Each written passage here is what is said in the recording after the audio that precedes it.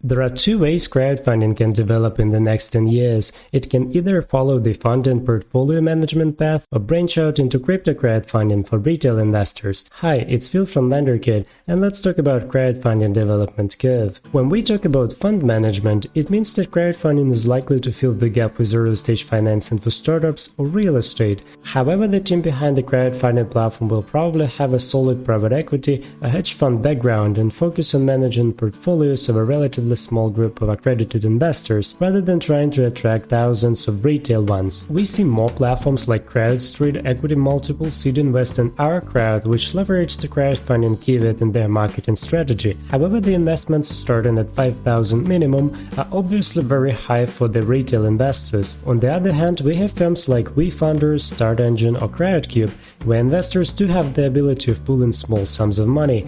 These are marketplaces that target retail investors more specifically. However, the offerings are also open to the accredited ones. The question is, which way will crowdfunding develop in the nearest future? And the answer is, well, probably both ways. A possible development curve for the marketplaces is to introduce crypto and tokenization. Since crowdfunding marketplaces focus on the quantity, they need to find more active investors to finance the 5 million projects. Crowdfunding platforms like Lofty AI or Realty have already introduced crypto. One thing they do is that they offer tokenized securities and make payouts in stablecoins. But does it actually bring them more clients? Well, if it doesn't now, it probably should later. At least in Europe, there has been a buzz around regulating crypto assets, which was coming along with ECSPR, so it almost seems like a perfect mix of cross-border crowdfunding and a potential to introduce crypto for crowdfunding platforms. So if you're focused on Europe, it's probably something to keep an eye upon. And in the US, according to some sources, the tokenized securities fall under the Regulation D, so there should be no problem starting a blockchain crowdfunding platform there. When it comes to crowdfunding platforms with a stake on accredited investors, they probably focus on quality relationships and work with investors closely by creating certain benefits and perks and providing high-tier services for the most interested ones. From opportunity zones to savings account investing,